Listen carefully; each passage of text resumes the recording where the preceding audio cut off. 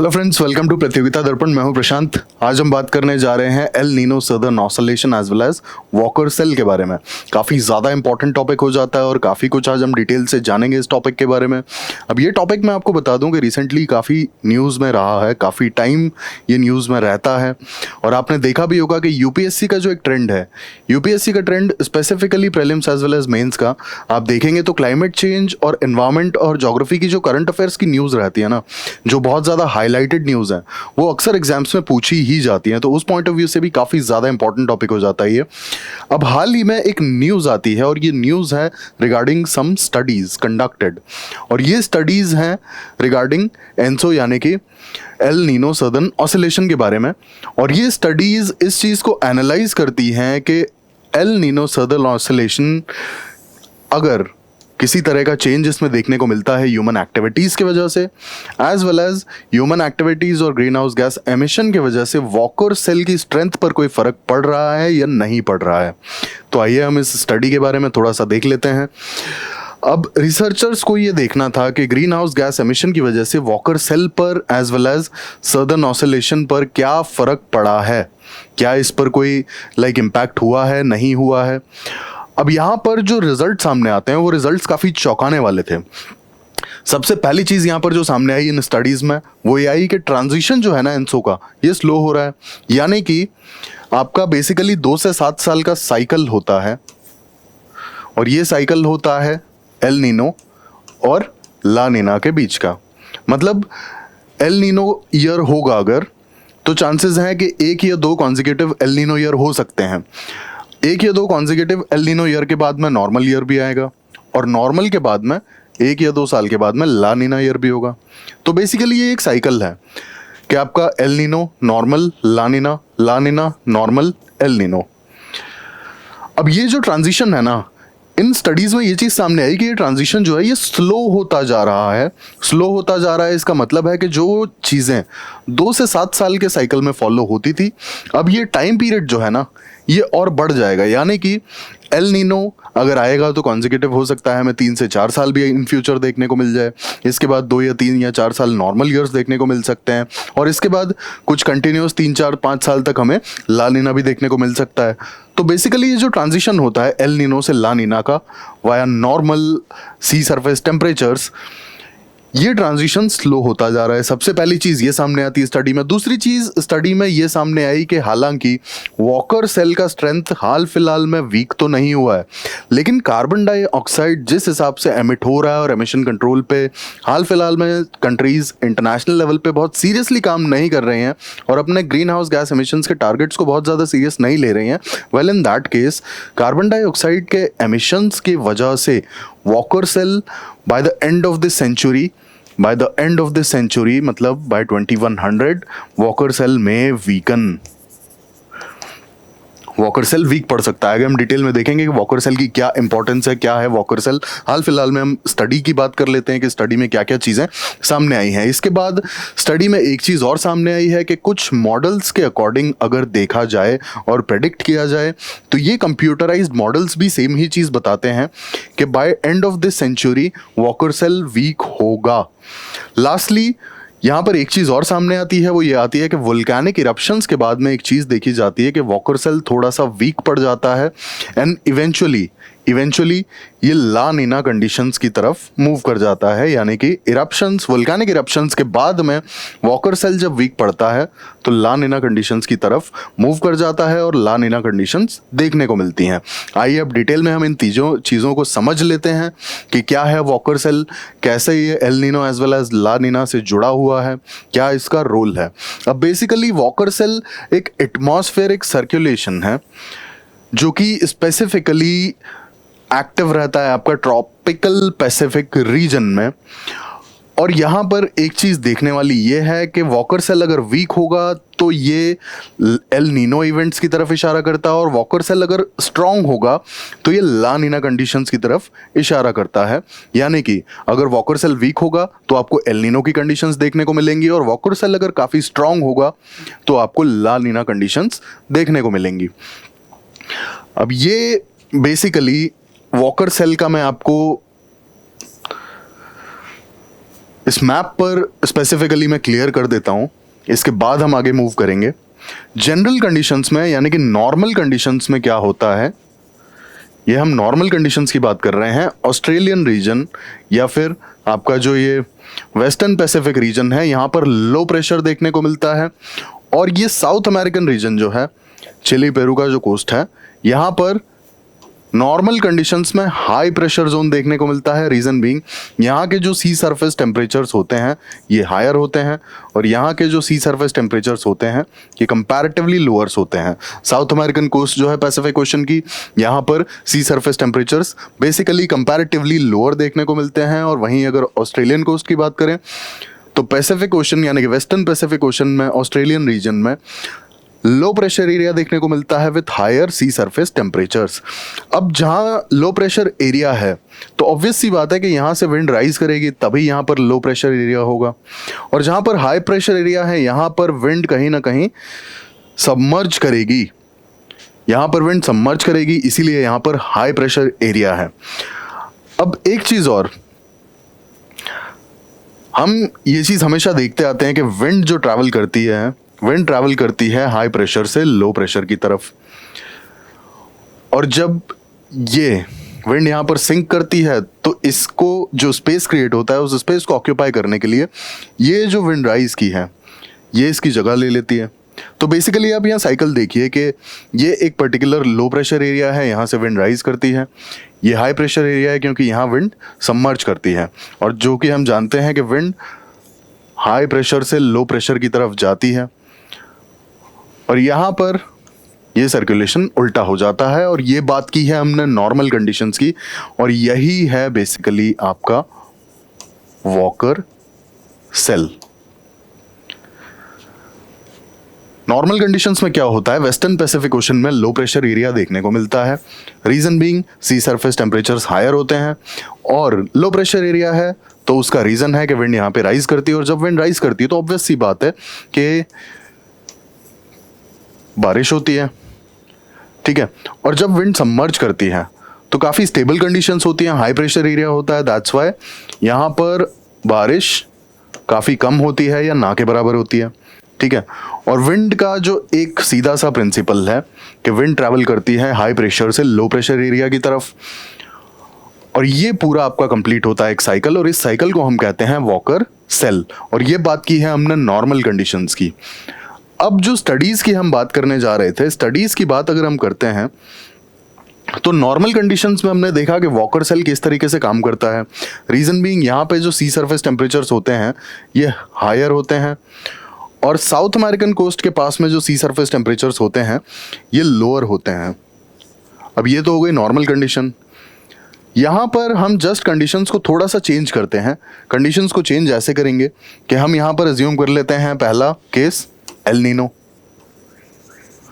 El Nino case में जैसा कि हम जानते हैं कि ऑस्ट्रेलियन रीजन में जो सी सरफेस टेम्परेचर्स होते हैं ये लोअर होते हैं, और यहाँ पर हाई प्रेशर एरिया डेवलप हो जाता है। बट साउथ अमेरिकन कोस्ट के पास में सी सरफेस टेम्परेचर जो हैं ये हायर होते हैं, ठीक है। Unusual warming of eastern Pacific ocean या फिर जो साउथ अमेरिकन कोस्ट है इसके पास में ट्रॉपिकल पैसिफिक ओशन में अनयूजुअल वार्मिंग देखने को मिलती है, हायर टेम्परेचर्स देखने को मिलते हैं। एंड यहाँ पर जब हायर टेम्परेचर्स होंगे तो ये बनेगा बेसिकली लो प्रेशर एरिया। और जैसा कि हमने अभी देखा था कि लो प्रेशर एरिया बेसिकली जब होता है विंड राइज करती है, और हाई प्रेशर एरिया में विंड्स सबमर्ज करती हैं। और विंड्स को हमने जो एक बेसिक प्रिंसिपल देखा वो क्या देखा कि विंड्स ट्रैवल करती हैं हाई प्रेशर एरिया से लो प्रेशर एरिया की तरफ। तो बेसिकली ये साइकिल ऐसे कंप्लीट होगा। तो आपने देखा कि जब एल नीनो कंडीशंस आती हैं तो एल नीनो कंडीशंस में जो हमारा नॉर्मल वॉकर सेल था, नॉर्मल वॉकर सेल कुछ इस तरीके का था कि यहाँ पर हायर प्रेशर एरिया था, विंड्स राइज करती थी, सदर्न अमेरिकन कोस्ट के पास में विंड्स सबमर्ज कर जाती थी, यहाँ पर हायर प्रेशर एरिया था, और ऑस्ट्रेलियन कोस्ट के पास में लोअर प्रेशर एरिया था, लो प्रेशर एरिया। तो अब देखिए कि वॉकर सेल जो है एल नीनो कंडीशंस में जस्ट रिवर्स कर जाता है। एल नीनो कंडीशंस में जस्ट रिवर्स कर जाता है हमारा जो ये है एल नीनो कंडीशंस का वॉकर सेल है। तो बेसिकली वॉकर सेल या तो रिवर्स हो जाएगा या वीक पड़ जाएगा, क्योंकि नॉर्मल कंडीशंस में जो वॉकर सेल है वो कुछ इस तरीके से काम करता है।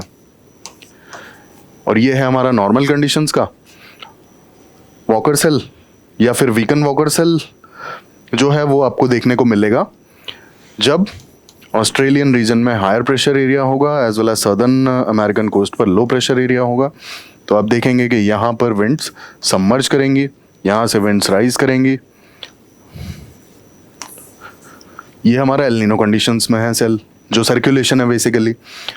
तो यहाँ पर आप एक चीज देखेंगे कि जो वॉकर सेल है या तो वीकन हो जाएगा या फिर रिवर्स हो जाएगा। ये एल नीनो कंडीशंस हैं। इसके बाद में आता है आपका ला नीना कंडीशंस। ला नीना कंडीशंस में अनयूजुअल कोल्ड वाटर देखने को मिलता है इस पर्टिकुलर रीजन में।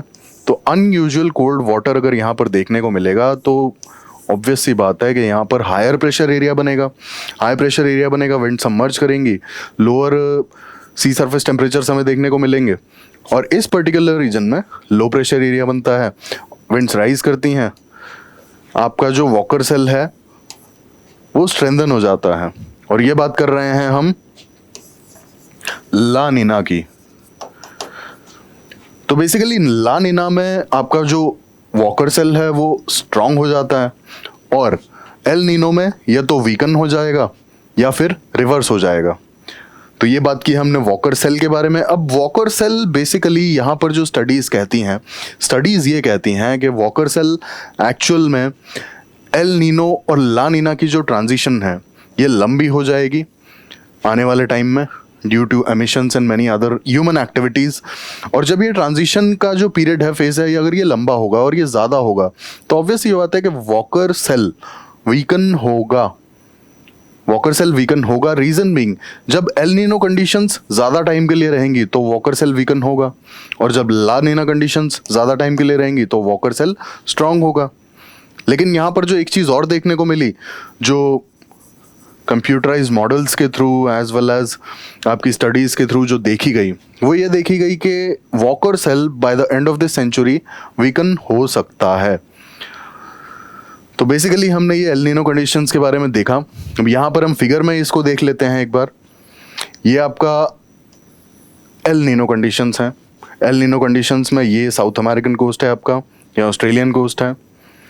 यहाँ पर अनयूजुअल वार्म टेम्परेचर्स देखने को मिलते हैं, लो प्रेशर एरिया देखने को मिलता है, और जब विंड्स राइज करती हैं तो बारिश होती है। And this is the reason के एल नीनो कंडीशंस में सदर्न अमेरिकन कोस्ट जो है, specifically we are talking about Chile and Peru,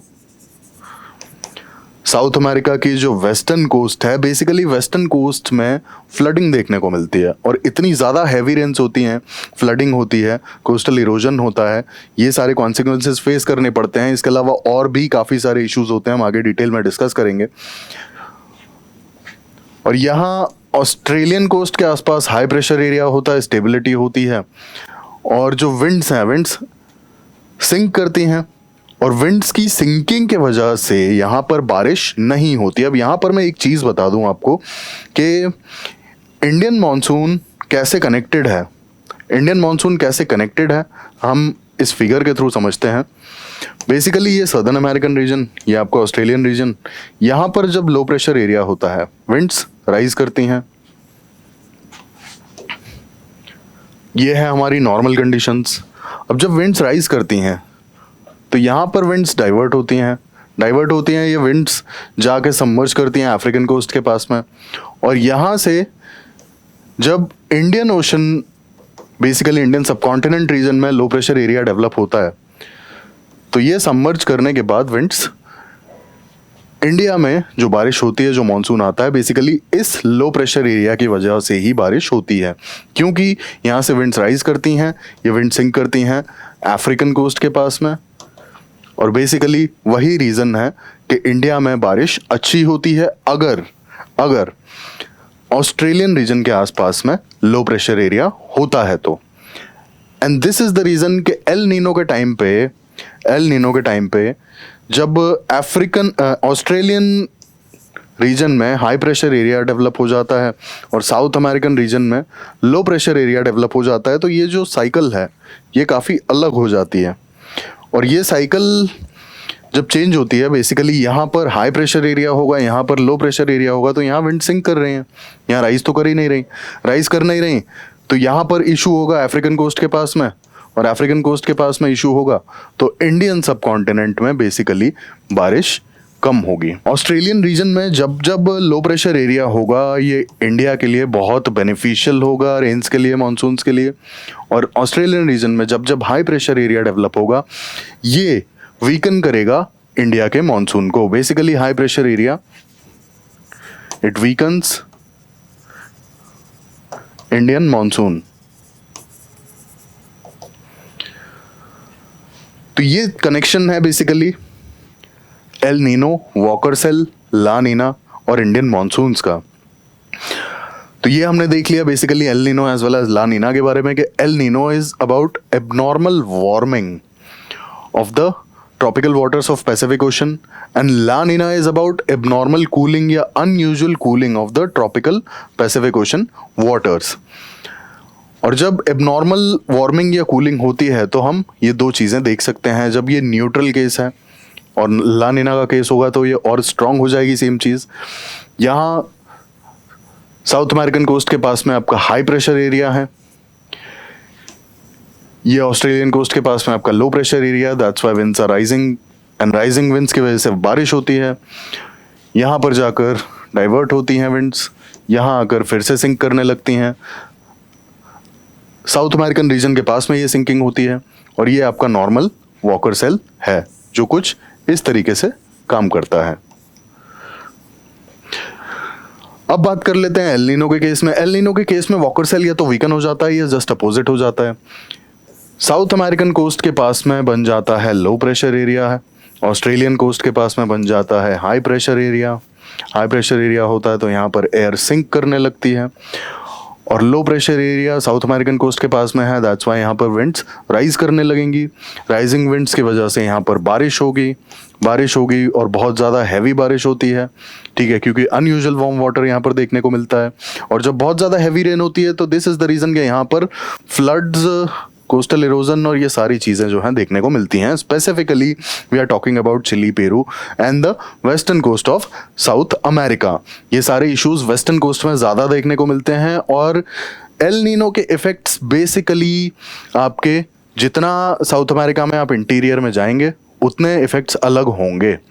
तो बेसिकली ये जो कोस्टल रीजन है वेस्टर्न कोस्ट का, यहाँ पर थोड़े से ज़्यादा नेगेटिव इफेक्ट्स देखने को मिलते हैं एल नीनो के, और जैसे जैसे आप कॉन्टिनेंट की तरफ बढ़ेंगे अंदर ये इफेक्ट्स थोड़े से अलग होंगे और थोड़े नॉर्मलाइज या मिटिगेट होंगे।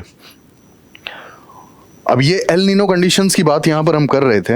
एल नीनो कंडीशंस में जब ऑस्ट्रेलियन रीजन के पास में हाई प्रेशर एरिया होता है तो जैसा कि मैंने आपको बताया था कि इंडियन सब कॉन्टिनेंट में मानसून्स जो अच्छे मानसून्स हैं उसके लिए ऑस्ट्रेलियन रीजन में लो प्रेशर एरिया होना ज़रूरी है। अब जब ऑस्ट्रेलियन रीजन में हाई प्रेशर एरिया डेवलप हो गया तो ये कहीं ना कहीं इफेक्ट करेगा मानसून को भी, इंडियन सब कॉन्टिनेंट के जो मानसून्स हैं मानसून को इफेक्ट करेगा। इसीलिए दिस इज़ द रीज़न के एल नीनो के टाइम पे मानसून्स काफ़ी अफेक्ट होते हैं और इंडिया में रेनफॉल डिक्लाइन कर जाती है। रीज़न बीइंग ऑस्ट्रेलियन रीजन में हाई प्रेशर एरिया डेवलप हो जाता है और क्योंकि यहाँ से विंड्स राइज ही नहीं कर रहे हैं तो कैसे पॉसिबल हो पाएगा कि अफ्रीकन कोस्ट के पास में जाके सिंक करेंगे और वहाँ से जो इंडियन सब कॉन्टिनेंट का लो प्रेशर एरिया है वो उसे अट्रैक्ट कर पाएगा। That's not possible. तो बेसिकली एल नीनो के केस में वॉकर सेल वीकन भी हो जाता है, रिवर्स भी हो जाता है, as well as Indian monsoons को काफ़ी ज़्यादा सफ़र करना पड़ता है। और यहाँ पर हम देखेंगे ये नॉर्मल कंडीशंस हैं। ये पूरा मैप अगर आप देखें ये नॉर्मल कंडीशंस हैं। जनरली इस पर्टिकुलर रीजन में लो प्रेशर एरिया होता है, यहाँ से विंड्स राइज करती हैं। ये हाई प्रेशर एरिया है साउथ अमेरिकन कोस्ट के पास में, यहाँ विंड्स सिंक करती हैं। This is our normal Walker cell. और ये चीज़ जस्ट रिवर्स हो जाती है एल नीनो के केस में, क्योंकि यहाँ पर होता है लो प्रेशर एरिया, यहाँ से विंड्स राइज करती हैं। यहाँ पर होता है हाई प्रेशर एरिया, यहाँ विंड सिंक करती हैं। तो ये जो आपका फ्लो है ये कुछ इस तरीके का बन जाता है। और यही रीज़न है कि जब यहाँ हाई प्रेशर एरिया होता है तो ये हमारा इंडियन सब कॉन्टिनेंट है, यहाँ पर भी मानसून जो है इफेक्ट हो जाता है। तो बेसिकली इंडिया का एज वेल एज जो एल नीनो का जो इफेक्ट है वो इस तरीके से काम करता है कि एल नीनो का इफेक्ट कैसे इंडियन मानसून्स पर पड़ता है, क्योंकि यहाँ पर हाई प्रेशर एरिया होता है, इसीलिए इंडिया में भी बारिश कम होती है। अब बेसिकली ओवरऑल एनसो की बात की जाए तो यहाँ पर स्टडीज जो कहती हैं कि एनसो का जो ट्रांजिशन स्लो पड़ रहा है। अब एनसो हम होलिस्टिक टर्म यूज करते हैं basically El Nino as well as La Nina के लिए, क्योंकि इसे सदर्न ऑसिलेशन कहा जाता है। Oscillation as in warming as well as cooling के बीच में जो टू एंड फ्रो होता रहता है, warming as well as cooling के बीच में जो टू एंड फ्रो होता रहता है, दैट्स व्हाट इज ऑसिलेशन। और ये जो नॉर्मल साइकिल है ये 2 से 7 साल का होता है। बट जो रिसेंट स्टडीज आई हैं वो ये कहती हैं कि ये जो साइकिल है ये स्लो डाउन हो रहा है। तो यानी कि हाल फिलहाल में हमें 2 से 7 साल में चीज़ें रिपीट होते हुए दिखती हैं। आगे पीछे ये साइकिल एज इन आफ्टर 2 और 3 डिकेड्स और 4 डिकेड्स ये साइकिल हो सकता है कि 1 डिकेड का भी हो जाए, ठीक है, कि हमें 10 साल में ये चीज़ें देखने को मिले। अब इसके इम्पैक्ट्स क्या होंगे? जैसा कि हमने देखा कि ये स्टडीज़ में बताया गया, एनसो का बेसिकली जो ट्रांजिशन है ये स्लो डाउन हो रहा है। इसका मतलब क्या है कि इसका मतलब ये है कि एनसो के जो फिनोमेना है basically these will be longer as compared, ठीक है। जो आज हम एल नीनो इफेक्ट्स 1 या 2 या 3 साल बैक टू बैक, मैक्सिमम आप 3 साल के लिए ही देखेंगे कि एल नीनो इफेक्ट जो है 3 कॉन्जिक्यूटिव ईयर से ज़्यादा रेयरली देखने को मिलेगा आपको। उसके बाद नॉर्मल ईयर आना ही आना है और 1-2 साल के बाद में ला नीना ईयर आना ही आना है। बट ये चीज़ स्लो डाउन हो रही है तो ऑब्वियस सी बात है कि हो सकता है इन फ्यूचर हमें 4 से 5 कॉन्जिक्यूटिव एल नीनो ईयर्स भी देखने को मिल जाएं, 4-5 हमें नॉर्मल ईयर्स भी देखने को मिल जाएं, इसके बाद 4-5 हमें हो सकता है कि ला नीना ईयर्स भी देखने को मिल जाएं। तो ला नीना इंडिया के लिए बेनिफिशियल होता है, ठीक है, लेकिन एल नीनो इंडिया के लिए बेनिफिशियल नहीं है, साथ में काफ़ी ज़्यादा नुकसान भी होता है सदर्न अमेरिकन कोस्ट का। तो बेसिकली जब ये चीज़ें प्रोलॉन्ग्ड होंगी, तो स्पेसिफिकली हम प्रोलॉन्ग की बात यहाँ पर कर रहे हैं कि टाइम जब इनका बढ़ जाएगा, कॉन्जिक्यूटिवली 4-5 एल नीनो ईयर्स देखने पड़े या फिर 4-5 ला नीना ईयर्स देखने को पड़े, या फिर ये भी हो सकता है कि एल नीनो या ला नीना मोडोकी हमें देखने को मिले कंटिन्यूसली 2-3 साल के लिए। तो उस केस में क्या होगा? क्योंकि जब आज की तारीख में, आज की प्रेजेंट की अगर हम बात करें तो 2 से 3 कंटिन्यूस कॉन्जिक्यूटिव ईयर्स में अगर हम देख लेते हैं एल नीनो ईयर्स, तो कितनी ज़्यादा हालत ख़राब हो जाती, कितने ज़्यादा इम्पैक्ट्स उसके देखने को मिलते हैं। कम बारिश होती है तो इन्फ्लेशन बढ़ जाता है, बीमारियां बढ़ जाती हैं, पावर कंजम्पशन बढ़ जाता है, बहुत सारे इशूज़ देखने को मिलते हैं, प्रॉपर होता है एग्रीकल्चर आउटपुट जो है डिक्लाइन कर जाता है। तो जब ये फ्रीक्वेंसी हम आज मैक्सिमम बात कर रहे हैं कि 3 साल से ज़्यादा, 3 कॉन्जिक्यूटिव एल नीनो ईयर से ज़्यादा बहुत रेयर देखने को मिलता है, अगर ये इन फ्यूचर 4-5 हो गया तब क्या होगा? कितने मतलब बहुत ज़्यादा हमें जो रिपरकशंस देखने को मिलेंगे, उन्हीं पे हम बात करने जा रहे हैं। सबसे पहला इसमें आएगा मोर एक्सट्रीम वेदर इवेंट्स, ठीक है। अब मोर एक्सट्रीम वेदर इवेंट्स अगर आप देखेंगे एल नीनो या ला नीना के केस में क्या हो सकते हैं, ठीक है।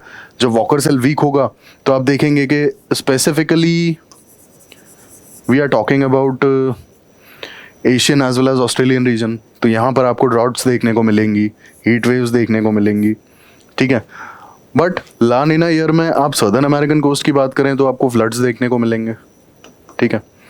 आप दोनों केस में एक चीज़ अगर कॉमन देखें, चाहे फ्लड्स हो, चाहे ड्राउट्स हो या हीट वेव्स हो, agricultural as well as fishing का जो आउटपुट है वो डिक्लाइन होता ही होता है, ठीक है। ये आउटपुट डिक्लाइन करता ही करता है, और वेल इन दैट केस कितना ज़्यादा इन्फ्लेशन हमें देखने को मिल सकता है क्योंकि आउटपुट डिक्लाइन किया है, ठीक है।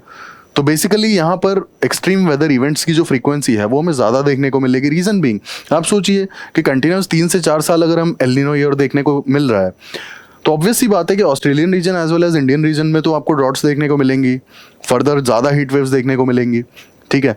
और हमने इसका पीछे कंसेप्ट भी देखा था कि क्यों ऑस्ट्रेलियन रीजन में बेसिकली जब लो प्रेशर एरिया होता है तो क्या इशू आता है, जो हमारे इंडियन मानसून में भी ये आपका यहाँ पर हाई प्रेशर एरिया है और ये आपका यहाँ पर लो प्रेशर एरिया है नॉर्मल कंडीशंस में, ठीक है।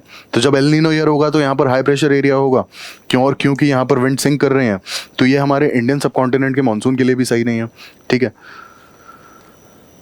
तो बेसिकली जब ये सही नहीं है तो ऑब्वियस सी बात है कि बारिश नहीं होगी, और अगर बारिश नहीं होगी तो ड्रॉट्स जैसी हालत देखने को मिल सकती है, और जब ड्रॉट्स जैसी हालत देखने को मिलेगी तो ऑब्वियस सी बात है कि ड्रॉट अपने आप में एक एक्सट्रीम वेदर इवेंट है। इसके अलावा हमें फ्रीक्वेंट हीट वेव्स देखने को मिल सकती हैं अगर ठीक से बारिश नहीं होती है तो, ठीक है।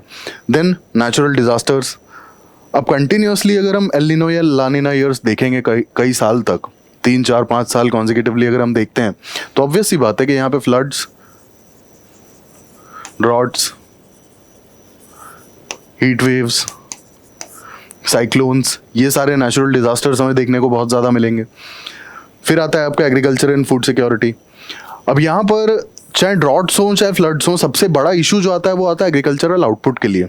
आप सोचिए, अगर बहुत ज़्यादा बारिश होती है तब भी फसल का नुकसान होता है, और बिल्कुल नहीं होती है तब भी फसल का नुकसान होता है।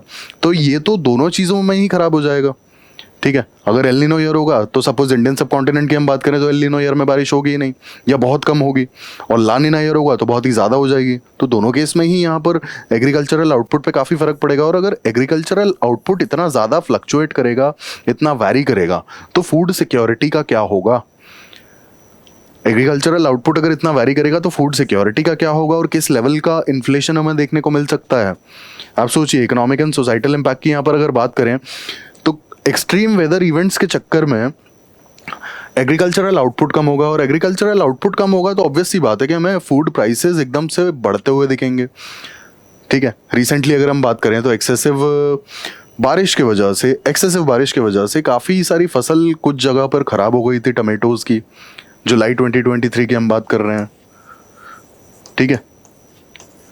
टमेटोज़ की काफ़ी सारी फसल बर्बाद हो गई थी सिर्फ और सिर्फ एक्सेसिव रेन की वजह से। हालांकि और भी रीजंस थे, कुछ पेस्ट अटैक वगैरह भी हुआ था, इस चक्कर में भी थोड़ा सा इशू आया था, बट यहाँ पर एक्सेसिव रेन भी एक रीज़न था, ठीक है। तो टमेटोज़ की जब फसल खराब हुई थी और आपने देखा था कि 150 से 200 रुपीज़ पर केजी टमेटोज़ पहुँचाता जाके, तो आप सोचिए कि इसके इकोनॉमिक और सोसाइटल इम्पैक्ट कैसे होंगे। इसके बाद जब एक्सट्रीम वेदर इवेंट्स देखने को मिलेंगे, एक्सेसिव आपके ड्रॉट्स होंगे या फिर हीट वेव्स होंगे, ठीक है, या फिर फ्लड्स होंगे, तो कितनी सारी बीमारियां देखने को मिल सकती हैं। सोसाइटल इम्पैक्ट इसके कैसे हो सकते हैं। एनवायरमेंटल इम्पैक्ट की बात करें तो यहाँ पर ड्रॉट्स के चक्कर में कितने ज़्यादा वाइल्ड लाइफ का कितना नुकसान फेस करना पड़ सकता है, फॉरेस्ट फायर्स देखने पड़ सकते हैं। और जहाँ पर ये चीज़ नेगेटिव इम्पैक्ट डाल रही है, जैसे इंडियन सब कॉन्टिनेंट में एल नीनो ईयर में बारिश नहीं हो रही है, बट साउथ अमेरिकन कोस्ट में अगर देखा जाए तो रेनफॉल बहुत ही हाई है, तो वहाँ पर फ्लड्स देखने को मिल सकते हैं, कोस्टल इरोजन देखने को मिल सकता है। तो एनवायरमेंटल कॉन्सिक्वेंसेस भी इसके बहुत ही ज़्यादा भयानक होंगे। अब इसके बाद अगला जो हमारा आता है टॉपिक, ये आता है अबाउट वॉकर सेल, कि वॉकर सेल अगर वीकन होगा तो उसके क्या कॉन्सिक्वेंसेज हमें देखने को मिलेंगे। तो बेसिकली हमने वॉकर सेल की इंपॉर्टेंस को देख लिया कि वॉकर सेल क्यों इंपॉर्टेंट है। ये आपका ऑस्ट्रेलियन रीजन है, नॉर्मल केस में ये यहाँ से ये बेसिकली लो प्रेशर एरिया होता है ऑस्ट्रेलियन रीजन के आसपास, और आपका साउथ अमेरिकन कोस्ट पे हाई प्रेशर एरिया होता है, और ये आपका नॉर्मल वॉकर सेल है। And this is the reason कि साउथ अमेरिकन कोस्ट के आसपास थोड़ी बहुत बारिश हो जाती है तो अदरवाइज नहीं भी होती है। We are talking about the western coast, और ऑस्ट्रेलियन रीजन में रेनफॉल ठीक ठाक हो जाती है। बट अगर वॉकर सेल वीकन होगा तो ऑस्ट्रेलियन रीजन के आसपास काफ़ी ज़्यादा बारिश पे असर पड़ सकता है, और अगर ऑस्ट्रेलियन रीजन में लो प्रेशर एरिया नहीं डेवलप हो पाएगा प्रॉपरली, तो ये हमारे इंडिया के भी जो वेदर पैटर्न्स हैं और जो मॉनसून के पैटर्न्स हैं उसे अफेक्ट करेगा।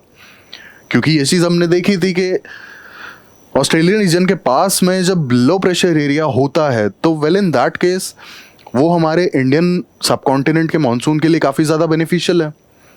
बट अगर वॉकर सेल वीकन हो रहा है तो ऑब्वियस सी बात है ना कि जैसे हमने देखा था एल नीनो के केस में, इसका वीकन होना क्या होता है, या तो जस्ट ये रिवर्स हो जाएगा, ठीक है, या तो जस्ट ये रिवर्स हो जाएगा या फिर वीकन हो जाएगा।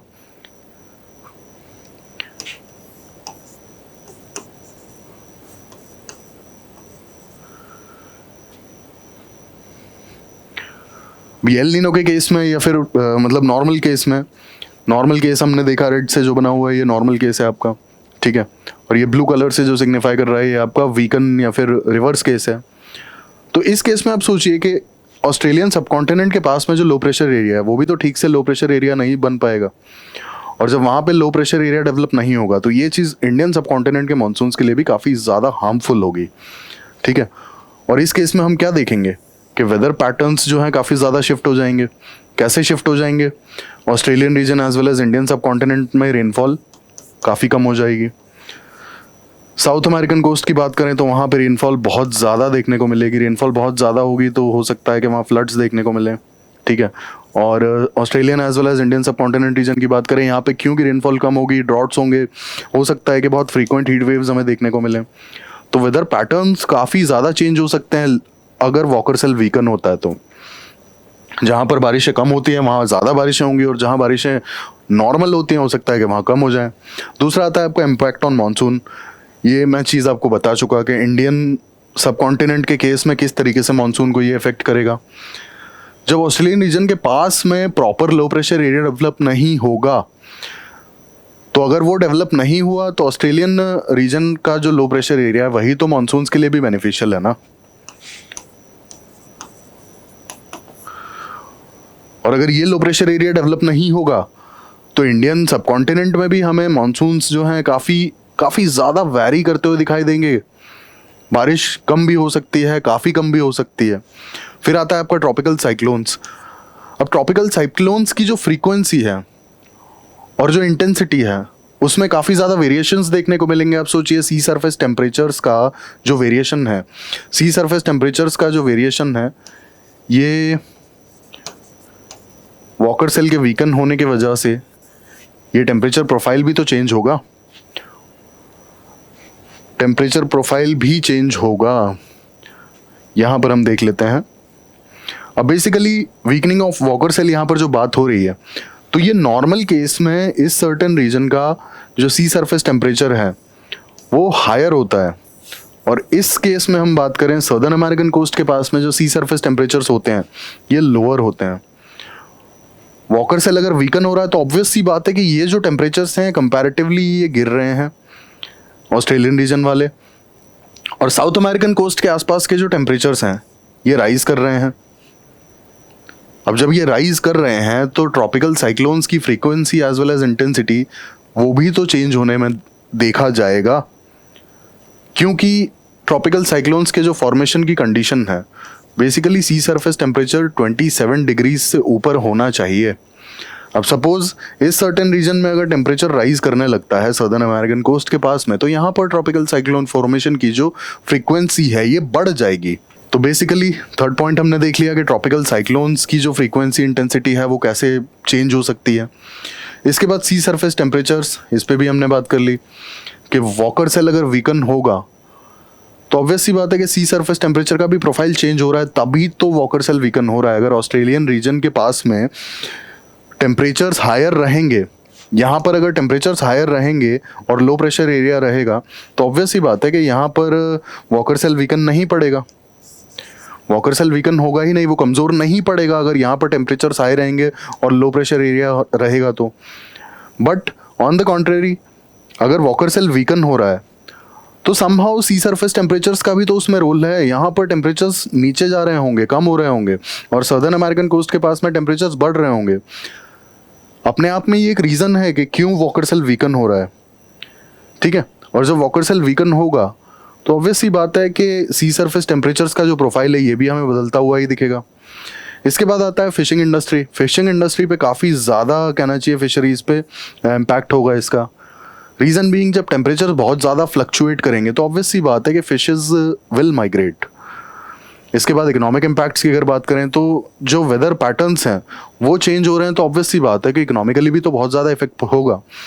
अब यहाँ पर अगर हम सदर्न अमेरिकन कोस्ट की बात करें तो सदर्न अमेरिकन कोस्ट के पास में जब एक्सेसिव रेन और फ्लड्स जैसे हालात होंगे तो कितना ज़्यादा इंफ्रा डैमेज होगा, पब्लिक हेल्थ के कितने ज़्यादा इश्यूज देखने को मिलेंगे, इंफ्रास्ट्रक्चर कितना ज़्यादा डैमेज होगा, कोस्टल इरोजन कितना फ्रीक्वेंट होगा, और कोस्टल इरोजन अगर फ्रीक्वेंट होगा तो कितनी ज़्यादा इंफ्रास्ट्रक्चरल डेवलपमेंट की रिक्वायरमेंट होगी। इसके बाद ह्यूमन हेल्थ। अब ऑस्ट्रेलियन रीजन और इंडियन रीजन की अगर बात की जाए तो ऑब्वियस सी बात है कि यहाँ पे droughts as well as heat waves के जो इशू देखने को मिलेंगे तो ये ह्यूमन हेल्थ के लिए काफ़ी ज़्यादा डेंजरस हो सकते हैं। और अगर सदर्न अमेरिकन कोस्ट की बात की जाए तो वहाँ पर फ्लड्स और एक्सेसिव रेन वाली जो कंडीशन है उसके वजह से भी ह्यूमन हेल्थ और काफ़ी सारी डिजीजेस देखने को मिल सकती हैं। इसके बाद आता है आपका इकोसिस्टम डिस्ट्रप्शंस। अब ऑब्वियस सी बात है कि इकोलॉजी पे काफ़ी ज़्यादा फर्क पड़ेगा। अब जहाँ पर सी सरफेस टेम्परेचर्स राइज करेंगे वहाँ पर ऑब्वियस सी बात है कि जो कोरल्स हैं, आपकी कोरल रीफ्स हैं, एक सर्टेन टेम्परेचर अगर है मेंटेन्ड तब तो ठीक है। टेम्परेचर अगर कंसिस्टेंटली राइज करता जाएगा तो कोरल रीफ्स भी डैमेज हो जाएंगी, कोरल रीफ्स भी डैमेज हो जाएंगी हायर टेम्परेचर के साथ में। इसके बाद एग्रीकल्चरल इम्पैक्ट की बात की जाए तो जब रेनफॉल पैटर्न्स इतना ज़्यादा वैरी करेंगे, रेनफॉल इतनी वैरी करेगी, ठीक से बारिश नहीं होगी, ड्रॉट्स जैसे सिचुएशन देखने को मिल सकते हैं। Specifically we are talking about Australian region as well as Indian region. तो एग्रीकल्चरल आउटपुट पर भी तो इम्पैक्ट होगा। आउटपुट ऑब्वियस सी बात है डिक्लाइन करेगा, फिशरीज का आउटपुट जो है वो डिक्लाइन करेगा। And lastly social and political impacts. Obvious सी बात है कि ये सारे इश्यूज आप देखेंगे तो गवर्नमेंट के ऊपर कितना ज़्यादा प्रेशर आएगा। गवर्नमेंट के ऊपर जब इतना प्रेशर रहेगा एंड एज अ सोसाइटी आप सोचिए कि आपको कितने नेचुरल डिजास्टर्स से फेस करने पड़ेंगे, कितने सारे नेचुरल डिजास्टर्स को हैंडल करना पड़ेगा। तो एज अ सोसाइटी भी तो बहुत ज़्यादा इशू हो जाते हैं। आप सोचिए किसी पर्टिकुलर रीजन में अगर फ्लड्स आते हैं तो वहाँ के लोग कितना ज़्यादा प्रॉपर्टी का नुकसान होता है, कई बार किसी किसी के घर में डेथ वगैरह भी हो जाती है। तो लोग डिप्रेशन में चले जाते हैं, कितना एंशियस और कितना फ्रस्ट्रेट हो जाते हैं वो लोग कि इतने ज़्यादा उन्हें बैड टाइम्स फेस करने पड़ रहे हैं। ठीक है, इसके अलावा गवर्नमेंट पर कितना ज़्यादा प्रेशर आ जाता है, इंफ्रास्ट्रक्चरल डैमेज को हैंडल करना, ह्यूमन हेल्थ के इश्यूज़ को हैंडल करना, ठीक है, कैजुअलिटीज़ को हैंडल करना। तो गवर्नमेंट के सिस्टम के ऊपर भी काफ़ी ज़्यादा प्रेशर आ जाता है। तो ये हमने इम्पैक्ट्स देखे कि वॉकर सेल अगर वीकन होता है तो उसके क्या इम्पैक्ट होंगे। लास्टली हम कंक्लूजन पे अगर बात करें तो हमें बेसिकली कॉजेज और कॉन्सिक्वेंसेज अगर ठीक से समझ में आ जाते हैं जो एल नीनो सदर्न ऑसिलेशन है इसके, क्योंकि स्टडीज़ ये कहती हैं कि El Nino southern oscillation prolong time हमें देखने को मिलेगा। इसका जो ट्रांजिशन है काफ़ी लंबा होगा आगे आने वाले टाइम में। तो हमें इसके कॉजेज और कॉन्सिक्वेंसेज को स्टडी करना पड़ेगा, अदरवाइज हम किसी भी तरह का डिसीजन और स्टेप नहीं ले सकते, किसी भी तरह का पॉलिसी मेकिंग प्रॉपर नहीं हो पाएगा। और जो हमने कॉन्सिक्वेंसेज और रिपरकशंस देखे उन्हें देखते हुए ये चीज़ फाइनलाइज है, उन्हें देखते हुए ये चीज़ तो हमें समझ में आ गई है कि एक्चुअल में यहाँ पर कुछ ऐसे मेजर्स अडॉप्ट करना बहुत ज़्यादा ज़रूरी है जिससे कि इन रिपरकशंस को, इन कॉन्सिक्वेंसेस को मिटिगेट किया जा सके, क्योंकि ये बहुत ही खतरनाक कॉन्सिक्वेंसेस होंगे। पूरे के पूरे वेदर पैटर्न्स चेंज हो रहे हैं, रेनफॉल का जो सिस्टम है पूरा डिसरप्ट हो जाएगा, प्रॉपर बारिशें नहीं देखने को मिलेंगी, ठीक है, ड्रॉट्स देखने को मिल सकते हैं, कंसिस्टेंटली और कॉन्जिक्यूटिवली आपको कई सालों तक हीट वेव्स देखने को मिल सकती हैं। तो ये काफ़ी बड़ा प्रॉब्लम हो सकता है और इसीलिए इन चीज़ों को स्टडी करना, इनके कॉन्सिक्वेंसेस को स्टडी करना और इनके रीजंस को स्टडी करना ज़रूरी हो जाता है हमारे लिए। तो ये था हमारा आज का topic, basically El Nino southern oscillation as well as Walker cell. और हमने देखा कि जो स्टडीज़ कहती हैं कि Walker cell in future weaken हो सकता है, तो हमने जाना कि वॉकर सेल है क्या और किस तरीके से वो वीकन होगा तो उसके कॉन्सिक्वेंसेस देखने को मिल सकते हैं। ये थी हमारी आज की डिस्कशन। ऐसे इन्फॉर्मेटिव वीडियोस के लिए हमारे साथ प्लीज़ जुड़े रहिए। Thank you, thanks for your time.